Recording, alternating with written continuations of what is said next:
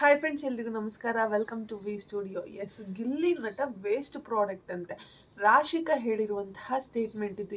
ನೀನು ವೇಸ್ಟ್ ಕಣೋ ಅಂತ ಹೇಳಿ ನಿನ್ನೆ ಬಿಗ್ ಬಾಸ್ ಅವರು ಒಂದು ಟಾಸ್ಕನ್ನು ಕೊಟ್ಟಿರ್ತಾರೆ. ಆ ಟಾಸ್ಕಲ್ಲಿ ರಾಶಿಕಾ ಅಫ್ಕೋರ್ಸ್ ಚೆನ್ನಾಗಿ ಪರ್ಫಾರ್ಮೆನ್ಸನ್ನು ಕೊಡ್ತಾಳೆ. ಯಾಕೆ ಅಂದರೆ ಅವಳಿಗೆ ಒಂಥರ ಕಾಂಪಿಟೇಟರ್ ಆಗಿ ಯಾರು ಒಂಥರ ರಗಡ್ ಆಗಿರೋರು ಯಾರೂ ಇಲ್ಲ ಬಿಗ್ ಬಾಸ್ ಮನೆಯಲ್ಲಿ. ಸೊ ಅದಕ್ಕೋಸ್ಕರ ಎಲ್ಲ ಒಂಥರ ಸ್ಮೂತಾಗಿ ಬೆಳ್ಕೊಂಬಂದಿರುವಂತಹ ಕಂಟೆಸ್ಟೆಂಟ್ಗಳೇ ಜಾಸ್ತಿ ಇರೋದ್ರಿಂದ ಸೊ ಇವಳಿಗೆ ಟಫ್ ಆಗಿ ಕಾಂಪೀಟ್ ಮಾಡೋಂಥವ್ರು ಯಾರೂ ಇಲ್ಲ ಬಿಗ್ ಬಾಸ್ ಮನೆಯಲ್ಲಿ. ಅದರಿಂದ ಇವಳು ಗೆಲ್ತಿದ್ದಾಳೆ ಹೊರತು ಇವಳು ಬಿಗ್ ಬಾಸ್ ಮನೆಯಲ್ಲಿ ತುಂಬಾ ಸ್ಟ್ರಾಂಗ್ ಅನ್ನೋ ರೀತಿ ಏನು ಪೋಟ್ರೆ ಮಾಡ್ಕೊತಿದ್ದಾಳೆ ಅಷ್ಟೆಲ್ಲ ಸ್ಟ್ರಾಂಗ್ ಇಲ್ಲ. ಲೈಕ್ ಇವಳಿಗೆ ಆಪೋಸಿಟ್ ಆಗಿ ಭವ್ಯ ಗೌಡ ಅಂಥವ್ರಾಗಿರ್ಬೋದು ಅಥವಾ ದೀಪಿಕಾ ದಾಸ್ ಇದ್ರಲ್ಲ ಅಂಥವ್ರಾಗಿರ್ಬೋದು, ಯಾರಾದರೂ ಇದ್ರು ಅಂತ ಅಂದಿದ್ದಿದ್ರೆ ಇವಳು ಖಂಡಿತವಾಗ್ಲೂ ಯಾವುದೇ ಟಾಸ್ಕನ್ನು ಅಷ್ಟು ಈಸಿಯಾಗಿ ಗೆಲ್ಲೋದಕ್ಕೆ ಆಗ್ತಿರ್ಲಿಲ್ಲ. ಅಫ್ಕೋರ್ಸ್ ಅವಳು ಎಫರ್ಟ್ಸ್ಗಳನ್ನು ಹಾಕ್ತಿದ್ದಾಳೆ, ಎಫರ್ಟ್ಸ್ ಆಗ್ತಿಲ್ಲ ಅಂತ ಅಲ್ಲ, ಬಟ್ ವಿನ್ ಆಗ್ತಾಳೆ. ವಿನ್ ಆದಮೇಲೆ ಒಂದು ಆ್ಯಟಿಟ್ಯೂಡ್ ತೋರಿಸ್ತಾಳೆ, ನೋಡಿ ನನ್ನಿಂದನೇ ವಿನ್ ಆಗಿದ್ದು, ನನ್ನಿಂದನೇ ಟಾಸ್ಕ್ ಗೆದ್ದಿದ್ದು ಇಡೀ ಟೀಮೆಲ್ಲ ಅನ್ನೋ ರೀತಿ ಒಂದು ಪೋಸನ್ನು ಕೊಡ್ತಾಳೆ. ಸೊ ಈ ಆ್ಯಟಿಟ್ಯೂಡ್ ನನಗೆ ಖಂಡಿತವಾಗ್ಲೂ ಇಷ್ಟ ಆಗ್ತಿಲ್ಲ. ಆ್ಯಂಡ್ ಗಿಲ್ಲಿ ಏನೋ ನ್ಯಾಚುರಲ್ ಆಗಿ ಒಂದು ಮಾಮೂಲಿ ತಮಾಷೆ ಮಾಡ್ತಿರ್ತಾನಲ್ಲ, ಅದೇ ರೀತಿ ಟಾಸ್ಕ್ ಆಡಬೇಕಾದ್ರೂ ಕೂಡ ತಮಾಷೆ ಮಾಡ್ತಿರ್ತಾನೆ. ಆ್ಯಂಡ್ ಇವ್ರು ಗೆದ್ದ ಮೇಲೂ ಕೂಡ ಗಿಲ್ಲಿ ತಮಾಷೆ ಮಾಡ್ತಿರ್ತಾನೆ. ತಮಾಷೆ ಮಾಡಿದಾಗ ಅವಳು ಹೇಳ್ತಾಳೆ, ಸ್ಟೇಟ್ಮೆಂಟ್ ಪಾಸ್ ಮಾಡ್ತಾಳೆ, ಲೈಕ್ ನೀನು ವೇಸ್ಟ್ ಕಣೋ ಅಂತ ಹೇಳ್ತಾ ಸ್ಟೇಟ್ಮೆಂಟನ್ನು ಪಾಸ್ ಮಾಡ್ತಾಳೆ. ಅವಳಿಗಿನ್ನೂ ಗೊತ್ತಿಲ್ಲ ಪಾಪ, ಲೈಕ್ ಗಿಲ್ಲಿ ವೇಸ್ಟಾ ಅಥವಾ ಇವಳು ವೇಸ್ಟಾ ಅನ್ನೋದು ಖಂಡಿತವಾಗ್ಲೂ ಗೊತ್ತಿಲ್ಲ. ಮಾಡೋರು ಹೇಳಬೇಕು ಅಂದರೆ ನಿಜವಾಗ್ಲೂ ಕರೆಕ್ಟಾಗಿ ಕೊಟ್ಟಿದ್ದಾರೆ. ಬಿಗ್ ಬಾಸ್ ಮನೆಯ ವೇಸ್ಟ್ ಇವಳು, ಬಿಗ್ ಬಾಸ್ ಮನೆಯ ಕಸ ಇವಳು ಅಂತ ಹೇಳಿ ಒಳ್ಳೆ ನಿರ್ಧಾರನೇ ತಗೊಂಡ್ರು. ಬಟ್ ಒಂದಷ್ಟು ಎಕ್ಸ್ಪ್ಲನೇಷನನ್ನು ಕೊಡಬೇಕಾಗಿತ್ತಲ್ಲ, ಲೈಕ್ ಏನಕ್ಕೆ ಇವಳು ಬಿಗ್ ಬಾಸ್ ಮನೆಯ ಕಸ ಅಂತ ಹೇಳಿ ಒಂದಷ್ಟು ಎಕ್ಸ್ಪ್ಲನೇಷನನ್ನು ಕೊಡಬೇಕಾಗಿತ್ತು. ಅದರಲ್ಲಿ ಮಾಡೋರು ಎಡ್ಬುದ್ರು ಅಂತಲೇ ಹೇಳ್ಬೋದು. ಬೇರೆ ಯಾವುದಾದ್ರೂ ರೀಸನ್ಸ್ಗಳನ್ನ ಕೊಡ್ಬೋದಾಗಿತ್ತು ಮಾಡೋರು, ಬಟ್ ವರ್ಸ್ಟ್ ರೀಸನ್ಸನ್ನೇ ಕೊಟ್ಟರು. ಸೊ ಆ ರೀಸನ್ಸನ್ನು ತಗೊಳಕ್ಕೆ ಅವಳ ಕೈಯಲ್ಲಿ ಆಗಲಿಲ್ಲ. ಆ್ಯಂಡ್ ನಮ್ಮ ಕೈಯಲ್ಲೂ ಕೂಡ ಆ ರೀಸನ್ಸನ್ನು ಅಕ್ಸೆಪ್ಟ್ ಮಾಡ್ಕೊಳ್ಳೋಕ್ಕಾಗಲಿಲ್ಲ. ಬಟ್ ಬಿಗ್ ಬಾಸ್ ಮನೆಯ ಕಸ ಅಂತ ನೋಡಿದಾಗ ಅಲ್ಲಿರುವಂತಹ ಅಷ್ಟೂ ಜನ ಕ್ಯಾಂಡಿಡೇಟ್ಸ್ಗೆ ಆ ಕಸ ಅನ್ನೋದು ಸೂಟ್ ಆಗೋದು ರಾಶಿಕಾಗೆ ಅಂತ ಅನಿಸುತ್ತೆ. ಸೊ ಆ ರೀತಿ ಸ್ಟೇಟ್ಮೆಂಟ್ಸ್ಗಳನ್ನ ಬೇಕಾಬಿಟ್ಟು ಸ್ಟೇಟ್ಮೆಂಟನ್ನು ನಿನ್ನೆ ಗಿಲ್ಲಿ ಮೇಲೆ ಪಾಸ್ ಮಾಡ್ತಾಳೆ.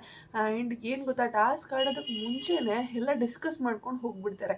ನಿನ್ನೆ ಮಾಡೋರು ಒಂದಷ್ಟು ಜನನ ನಾಮಿನೇಟ್ ಮಾಡಿರ್ತಾರೆ. ಸೊ ನಾಮಿನೇಟ್ ಆಗಿರೋರೆಲ್ಲರೂ ಸಹ ಒಂದು ಟೀಮಲ್ಲಿ ಇರ್ತಾರೆ, ನಾಮಿನೇಟ್ ಆಗದೆ ಇರೋರು ಎಲ್ಲರೂ ಸಹ ಮತ್ತೊಂದು ಟೀಮಲ್ಲಿ ಇರ್ತಾರೆ. ಸೊ ನಾಮಿನೇಟ್ ಆಗದೆ ಇರುವಂತಹ ಟೀಮಲ್ಲಿ ಕಾವ್ಯ, ಸ್ಪಂದನ, ಧನುಷು ಮತ್ತು ಅಭಿ, ಗಿಲ್ಲಿ, ರಘು, ಸೂರಜ್ ಇವರಿದ್ದರೆ, ನಾಮಿನೇಟ್ ಆಗಿರುವಂತಹ ಟೀಮಲ್ಲಿ ರಾಶಿಕಾ ಇರ್ತಾಳೆ, ರಿಷಾ ಇರ್ತಾಳೆ, ಅಶ್ವಿನಿ ಇರ್ತಾರೆ, ಧ್ರುವಂತ್ ಇರ್ತಾನೆ, ಮತ್ತು ಕಾಕ್ರೋಚ್ ಸುದಿ ಅವರು ಮತ್ತು ರಕ್ಷಿತಾ ಅವರು, ಈ 7 ಜನ ನಾಮಿನೇಟ್ ಆಗಿರುವಂತಹ ಒಂದು ಟೀಮಲ್ಲಿ ಇರ್ತಾರೆ. ಸೊ ಇವ್ರಿಗೆ ಏನು ಅನಿಸ್ಬಿಡುತ್ತೆ ಅಂತಂದರೆ, ಮಾಡೋರು ಒಂದು ಗ್ರೂಪಿಸಮ್ ಮಾಡಿ ಈ ರೀತಿ ನಾಮಿನೇಟ್ ಮಾಡಿದ್ದಾರೆ. ಅವರ ಗ್ರೂಪಲ್ಲಿ ಅವರು ಯಾರನ್ನೂ ನಾಮಿನೇಟ್ ಮಾಡಿಲ್ಲ, ನಮ್ಮ ಗ್ರೂಪ್ಗೆ ಅಂತ ಬಂದಾಗ ನಮ್ಮೆಲ್ಲರನ್ನೂ ಸಹ ನಾಮಿನೇಟ್ ಮಾಡಿದ್ರು ಅನ್ನೋ ರೀತಿ ಮಾಡು ಮೇಲೆ ರಾಶಿಕಾ ಕಿರ್ಚಾಡ್ತಾಳೆ.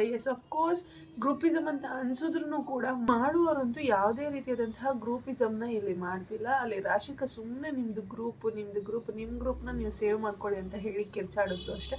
ಸೊ ಈ ರೀತಿ ವೇಸ್ಟ್, ಬೇಡದೇ ಇರೋ ಕಡೆ ಎಲ್ಲ ಬೇಡದೇ ಇರುವಂತಹ ಪಾಯಿಂಟ್ಸನ್ನ ಕಿರ್ಚಾಡಿಕೊಂಡು ಮಾತಾಡೋದು ರಾಶಿಕಾ. ಬಿಗ್ ಬಾಸ್ ಮನೆ ವೇಸ್ಟ್ ಅವಳು ಹೋಗಿ ಗಿಲ್ಲಿಗೆ ಹೇಳ್ತಾಳೆ, ನೀನು ವೇಸ್ಟ್ ಕಣು ಅಂತ ಹೇಳಿ.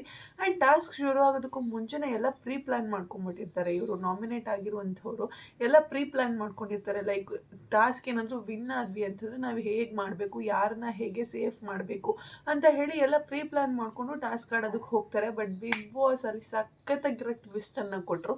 ಲೈಕ್ ಯಾರು ಸೇಫ್ ಆಗ್ತಾರೆ, ಸೇಫ್ ಆಗಿರೋರು ನಾಮಿನೇಟ್ ಆಗದೇ ಇರುವಂತಹ ತಂಡಕ್ಕೆ ಸ್ವ್ಯಾಪ್ ಆಗ್ತಾರೆ. ಹಾಗೆ ನಾಮಿನೇಟ್ ಆಗಿರುವಂತಹ ತಂಡದಲ್ಲಿ ಯಾರನ್ನ ನೀವು ಅನ್ಸೇಫ್ ಮಾಡ್ತೀರಾ, ಅಂದರೆ ಯಾರನ್ನ ನಾಮಿನೇಟ್ ಮಾಡೋದಕ್ಕೆ ಇಷ್ಟಪಡ್ತೀರಾ, ಅವರು ಇಲ್ಲಿ ನಾಮಿನೇಟ್ ಆಗಿರುವಂತಹ ಒಂದು ತಂಡಕ್ಕೆ ಬಂದು ಸೇರ್ತಾರೆ ಅಂತ ಹೇಳಿ ಬಿಗ್ ಬಾಸ್ ಒಂದು ಸಖತ್ತಾಗಿರೋ ಟ್ವಿಸ್ಟ್ ಕೊಟ್ಟರು.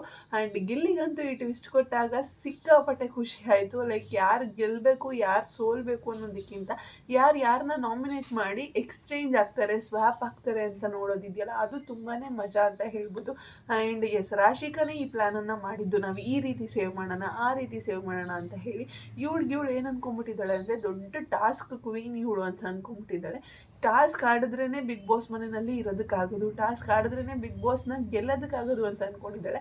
ಬಟ್ ಇವಳಿಗೆ ಗೊತ್ತಿಲ್ಲ ಈ ಬಿಗ್ ಬಾಸ್ ಅನ್ನೋದು ಒಂದು ವ್ಯಕ್ತಿತ್ವದ ಆಟ ಆಗಿದೆ ಅಂತ. ಬಟ್ ಆ ವ್ಯಕ್ತಿತ್ವದಲ್ಲಿ ಇವಳು ತುಂಬಾ ಕೆಳಮಟ್ಟದಲ್ಲಿದ್ದಾಳೆ ಅಂತಲೇ ಹೇಳ್ಬೋದು. ಆ್ಯಂಡ್ ಗಿಲ್ಲಿ ಈ ಒಂದು ವ್ಯಕ್ತಿತ್ವದಲ್ಲಿ ತುಂಬ ಟಾಪಲ್ಲಿದ್ದಾನೆ ಅಂತಲೇ ಹೇಳ್ಬೋದು. ಅದು ಇವಳಿಗೆ ಪಾಪ ಗೊತ್ತಾಗ್ತಿಲ್ಲ. ನಾನು ಟಾಸ್ಕ್ ಆಡಿದ ತಕ್ಷಣ ನಾನು ಬಿಗ್ ಬಾಸ್ನೇ ಗೆದ್ದುಬಿಟ್ಟೆ ಅನ್ನೋ ರೀತಿ ಇವಳು ಬಿಹೇವ್ ಮಾಡ್ತಿರ್ತಾಳೆ. ಇವಳು ಟಾಸ್ಕ್ ಆಡಿ ಒಂದು ಬಿಗ್ ಬಾಸ್ ಶೋನಾಗಿರ್ಬೋದು ಅಥವಾ ಬೇರೆ ಯಾವುದೇ ಶೋನಾದರೂ ಗೆಲ್ತೀನಿ ಅಂತ ಅಂದ್ಕೊಂಡಿದ್ದಿದ್ರೆ ಇವಳು ಬೇರೆ ಯಾವುದಾದ್ರೂ ಶೋಗೆ ಹೋಗಬೇಕಾಗಿತ್ತು. ಲೈಕ್ ಹಳ್ಳಿ ಪವರ್ ಶೋ ಇದೆ, ಹಾಗೆ ಹಿಂದಿನಲ್ಲಿ ಒಂದಷ್ಟು ಶೋಗಳಿದೆ, ಎಲ್ಲ ಲ್ಯಾಂಗ್ವೇಜಲ್ಲೂ ಒಂದಷ್ಟು ಶೋಗಳಿರುತ್ತೆ. ಟಾಸ್ಕ್ ಆಡಿನೇ ವಿನ್ ಆಗ್ಬೋದು ಅಂತ ಹೇಳಿ, ಟಾಸ್ಕ್ ಆಡಿ ಟ್ರೋಫಿ ಎತ್ಕೊಂಡು ಹೋಗ್ಬೋದು ಅಂತ ಹೇಳಿ ಮಾಡುವಂತಹ ಒಂದಷ್ಟು ಶೋಗಳಿರುತ್ತೆ. ಅಂತಹ ಶೋಗಳಿಗೆ ಇವಳು ಹೋಗಿ ಪಾರ್ಟಿಸಿಪೇಟ್ ಮಾಡಬೇಕಾಗಿತ್ತು. ಬಟ್ ಇಲ್ಲಿ ವ್ಯಕ್ತಿತ್ವದ ಆಟಕ್ಕೆ ಅಂತ ಬಂದಾಗ, ಇಲ್ಲಿ ವ್ಯಕ್ತಿತ್ವದ ಆಟ ತೋರಿಸೋದಕ್ಕೆ ಅಂತ ಬಿಗ್ ಬಾಸ್ ಇರುವಾಗ ಇವಳು ಯಾವುದೋ ಒಂದು 2 ಟಾಸ್ಕ್ ವಿನ್ ಆಗ್ತೀನಿ, 2 ಅಲ್ಲ ಪಾಪ ಆಡಿದ ಟಾಸ್ಕ್ ಎಲ್ಲನೂ ಸಹ ವಿನ್ ಆಗ್ತಾಳೆ, ಅದರಲ್ಲೇನು ತೊಂದರೆ ಇಲ್ಲ. ಬಟ್ ಟಾಸ್ಕ್ ಆಡಿದ ತಕ್ಷಣ ನಾನು ಬಿಗ್ ಬಾಸ್ನೇ ಗೆದ್ಬಿಡ್ತೀನಿ, ನಾನೇ ದೊಡ್ಡ ಇದು ಅನ್ನೋ ರೀತಿ, ನಾನೇ ದೊಡ್ಡ ಏನೋ ಬೇರೆ ಲೆವೆಲ್ ನಂದು ಅನ್ನೋ ರೀತಿ ಆಡ್ತಿರ್ತಾಳೆ. ವಿನ್ ಆದಾಗ ಅವಳು ತೋರಿಸುವಂತಹ ಆ್ಯಟಿಟ್ಯೂಡ್ ಎಲ್ಲನೂ ಸಹ ಬೇರೆ ಥರನೇ ಇರುತ್ತೆ.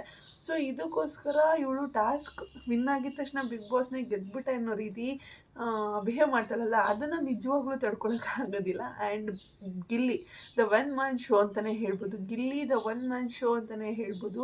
ಒನ್ ಸೈಡೆಡ್ ಆಗೋಗಿದೆ ಗಿಲ್ಲಿದು. ತುಂಬ ವೀಕ್ಸಿಂದ ಲೈಕ್ ಯಾರು ಈ ಒಂದು ಶೋನ ವಿನ್ ಆಗ್ತಾರೆ ಅಂತಂದರೆ, ಹೊರಗಡೆ ಯಾರೇ ಕೇಳಿದ್ರು ಸಹ ಜನಗಳೇ ಹೇಳ್ತಿರೋದು ಗಿಲ್ಲಿ ಗಿಲ್ಲಿ ಗಿಲ್ಲಿ ಗಿಲ್ಲಿನೇ ಈ ಒಂದು ಶೋನ ವಿನ್ನರ್ ಅಂತ ಹೇಳ್ತಿದ್ದಾರೆ. ಅವ್ರು ಟಾಸ್ಕ್ ಆಡದೇ ಇರಲಿ ಅಥವಾ ಯಾವುದೇ ಟಾಸ್ಕ್ ಸೋತ್ರೂ ಸಹ ಈ ಒಂದು ಬಿಗ್ ಬಾಸ್ ಸೀಸನ್ 12ನ ವಿನ್ನರ್ ಆಗೋದು ಗಿಲ್ಲಿನೇ ಅನ್ನೋದು ಕನ್ಫರ್ಮ್ ಆಗಿದೆ. ಆ್ಯಂಡ್ ನಿಮಗೂ ಕೂಡ ಗಿಲ್ಲಿನೇ ವಿನ್ನರ್ ಆಗ್ತಾನೆ ಅಂತ ಅನಿಸಿದ್ರೆ ಕಮೆಂಟ್ ಸೆಕ್ಷನಲ್ಲಿ ತಿಳಿಸಿ. ಆ್ಯಂಡ್ ಗಿಲ್ಲಿ ಎಷ್ಟು ಇಷ್ಟ ನಿಮಗೆ?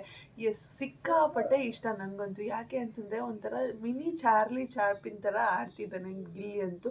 ಗೊತ್ತು ನಮಗೆಲ್ರಿಗೂ ಸಹ ಚಾರ್ಲಿ ಚಾಪ್ಲಿನ್ ಎಷ್ಟು ನಗಿಸ್ತಿದ್ರು ಎಲ್ರೂ ಅಂತ ಹೇಳಿ. ಅದೇ ರೀತಿ ಗಿಲ್ಲಿ ಕೂಡ ಅವನ ಒಂದು ಆಟದಿಂದ, ಅವನ ಒಂದು ವ್ಯಕ್ತಿತ್ವದಿಂದ ಎಲ್ಲರನ್ನೂ ಸಹ ನಗಿಸ್ತಿದ್ದಾನೆ. ಬಟ್ ಒಂದು ಏನು ಬೇಜಾರಾಯಿತು ಅಂತಂದರೆ, ಗಿಲ್ಲಿ ಮತ್ತು ಕಾವ್ಯ ಮಧ್ಯೆ ನೆನ್ನೆ ನಡೀತಲ್ಲ ಒಂದು ಕಾನ್ವರ್ಸೇಷನು, ಅದನ್ನು ನೋಡಿದಾಗ ಸ್ವಲ್ಪ ಬೇಜಾರಾಯಿತು. ಯಾಕೆ ಅಂತಂದರೆ ಲೈಕ್ ಒಂಥರ ಪ್ಯೂರ್ ಫ್ರೆಂಡ್ಶಿಪ್ ಇತ್ತು ಅವ್ರ ಮಧ್ಯೆ. ಪ್ಯೂರ್ ಫ್ರೆಂಡ್ಶಿಪ್ಪನ್ನು ಮೇಂಟೈನ್ ಮಾಡ್ಕೊಂಡು ಹೋಗ್ತಿದ್ರು. ಯಾರು ಏನನ್ನು ಯಾವುದಕ್ಕೂ ಯಾರಿಂದನೂ ಏನೂ ಎಕ್ಸ್ಪೆಕ್ಟ್ ಮಾಡ್ದಿರ ಒಂದು ಪ್ಯೂರ್ ಫ್ರೆಂಡ್ಶಿಪ್ಪಲ್ಲಿ ಒಬ್ರನ್ನೊಬ್ಬರು ಕನ್ಸೋಲ್ ಮಾಡಿಕೊಂಡು ಆಟ ಆಡ್ಕೊಂಡು ಹೋಗ್ತಿದ್ರು ಅಂತ ಹೇಳ್ಬೋದು. ಬಟ್ ಇವಾಗ ಅವರಿಬ್ಬರ ಮಧ್ಯೆ ಒಂಚೂರು ಬಿರುಕು ಸ್ಟಾರ್ಟ್ ಆಗಿದೆ.